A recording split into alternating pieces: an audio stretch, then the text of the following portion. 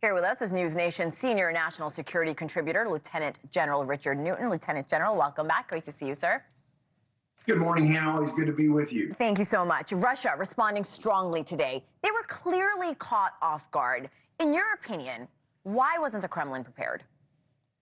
Well, first and foremost, I think Ukraine really created what we call an operational surprise on the battlefield.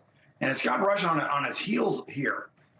And so they were caught off guard because they had thought, and Putin had thought, that the United States and others, certainly in NATO, had compelled Ukraine not to go what we would call cross-border into Russia. Russia thought it had a sanctuary of its own on its side of the border. And apparently, last couple of days have indicated that you not only has the capability, Hannah, but the will to do these cross-border operations.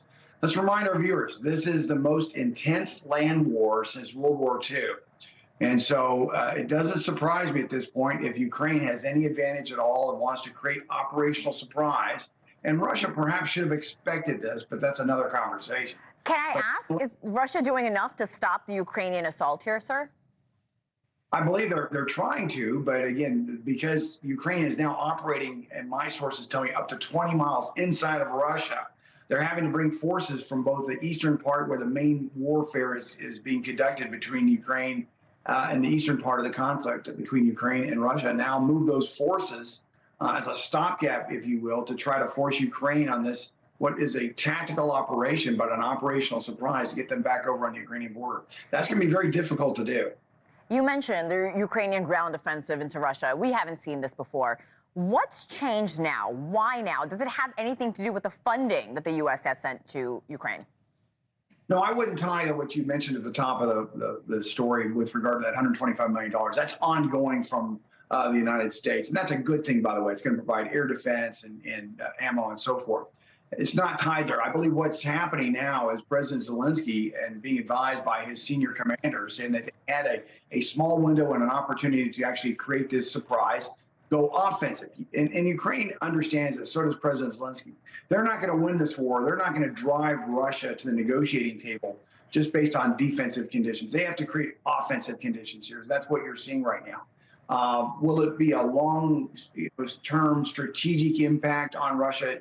I doubt that at this point, but it certainly is an operational surprise. And it's reminding Putin that now Russia is not necessarily just protected by its border. It's not a sanctuary per se.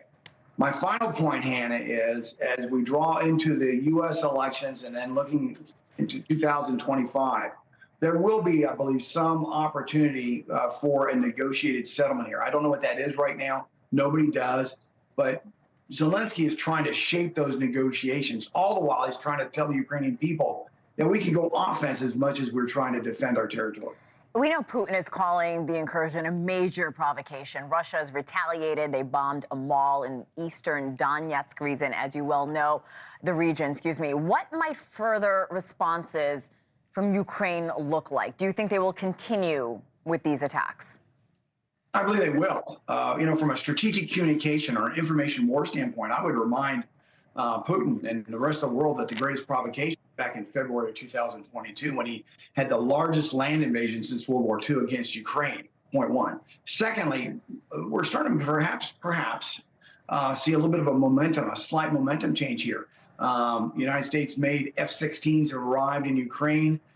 They'll become more operational as the summer and perhaps into the fall. That will provide some air superiority as well as some defense for Ukraine against what has been tilted towards air powers on the Russian side right now. So again, we have to be patient here.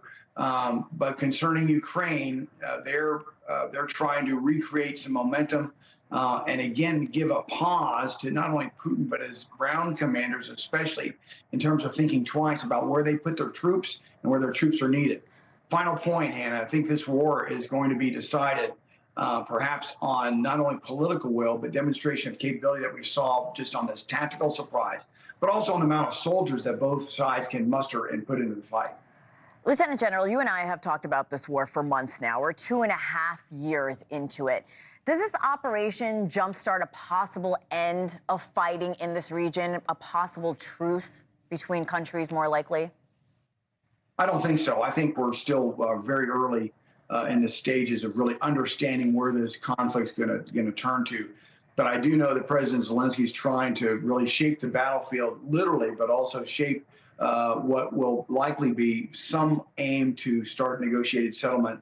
I predict in 2025. Final point, Hannah, is that while we're seeing these pictures, it's summertime over there, and the ground is very amenable to ground conflict and certainly for air. Once the winter sets in, ground's frozen, the conflict kind of comes to a halt, but not necessarily it'll stop. But then you're going to have to wait until the spring and next summer where the conditions are going to be set for more conflict. So I believe what President Zelensky is trying to do with this operational surprise is set the battlefield conditions also while he can with reasonably good weather, in anticipating of not necessarily anything, say, within 2024, but perhaps in 2025, either through more offensive action, which will be very difficult, but also perhaps trying to set that negotiating table. I think that's a really good point. I think a lot of us lose sight about the weather being a major strategy when it comes to this. We really appreciate the context here. Lieutenant General Richard Newton, thank you as always, sir.